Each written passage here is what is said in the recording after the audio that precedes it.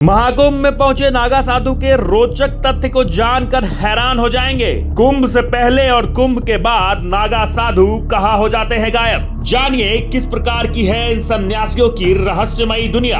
आखिरकार क्या है नागा साधु के इस रहस्यमयी दुनिया का सच। नागा साधुओं का जीवन अन्य साधुओं की तुलना में सबसे कठिन माना जाता है और उनका संबंध शैव परंपरा की स्थापना से जुड़ा हुआ है। 8वीं शताब्दी में आदि शंकराचार्य ने अखाड़ा प्रणाली की स्थापना की और इस प्रणाली के तहत सनातन धर्म की रक्षा के उद्देश्य से शस्त्र और शास्त्र दोनों में निपुण साधुओं का एक संगठन बनाया गया और इन साधुओं को धर्म रक्षक या नागा साधु कहा जाता था। महाकुंभ मेले का आयोजन 12 साल में एक बार होता है और इस साल कुंभ मेला 13 जनवरी से शुरू हो गया है, यानी आज से कुंभ मेले में लोगों का पहुंचना शुरू हो गया है। जब तक ये खबर हम आप तक पहुंचा रहे हैं तब तक 60 लाख लोग आज कुंभ मेले में गंगा में स्नान कर चुके हैं। आपको बता दें कि कुंभ के दौरान नागा साधु आकर्षण का केंद्र होते हैं। यहाँ बड़ी संख्या में नागा साधु नजर आते हैं, लेकिन मेले के बाद ये साधु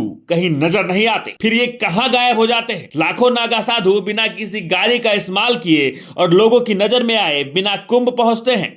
ऐसे में माना जाता है कि वह हिमालय में रहते हैं और सिर्फ कुंभ मेले में ही आम लोगों के बीच दिखाई देते हैं। कुंभ में 2 सबसे बड़े नागा अखाड़े वाराणसी में महापरिनिर्वाण अखाड़ा और पंचदशा नाम जूना अखाड़ा है।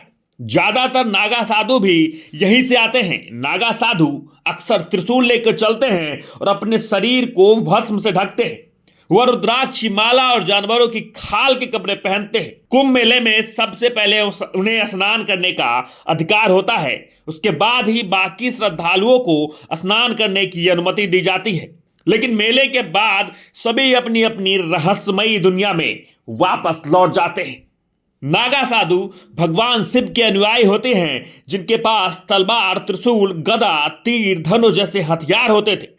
नागा साधुओं को अक्सर महाकुंभ, अर्धकुंभ या सिंहस्थ कुंभ में देखा जाता है। आदि गुरु शंकराचार्य ने सनातन धर्म की रक्षा के लिए केवल साधारण सैनिक नहीं बल्कि वैदिक सैनिक तैयार किए थे। ऐसे सैनिक का एक संगठन बनाया गया जिनके पास धर्म के अलावा कोई और विरासत नहीं थी। उनके एक हाथ में वेद, गीता, उपनिषद और पुराण थे, तो दूसरे हाथ में भाला, तलवार और कृपाण। आदि गुरु शंकराचार्य ने ऐसे साधु सैनिकों का एक संगठन बनाया जो साधु भी थे और सैनिक भी। इन्हें ज्ञान देना और प्राण देना दोनों का अभ्यास था और इन्हीं योद्धा साधुओं को उन्होंने नागा नाम दिया। कुछ नागा साधु काशी, हरिद्वार, ऋषिकेश, उज्जैन या प्रयाग जैसे प्रसिद्ध तीर्थ स्थलों पर भी रहते हैं। यह स्थान उनके लिए धार्मिक और सामाजिक गतिविधियों का केंद्र है। नागा साधु बनने या नए नागा साधुओं को दीक्षा देने का काम प्रयाग, नासिक, हरिद्वार और उज्जैन के कुंभ में ही होता है।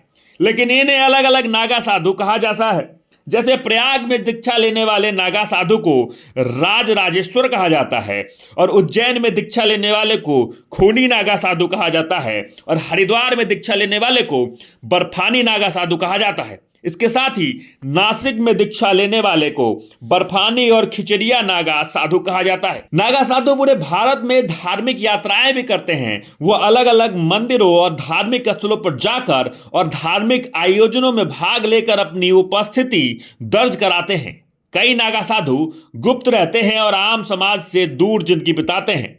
उनकी साधना और जीवन शैली उन्हें समाज से अलग और आजाद बनाती है। बाकी इन सारे नागा साधुओं को लेकर आपकी क्या कुछ राय है, आप क्या कुछ कहना चाहते हैं, कमेंट बॉक्स में जरूर लिखें और देखते रहें सच टॉक्स।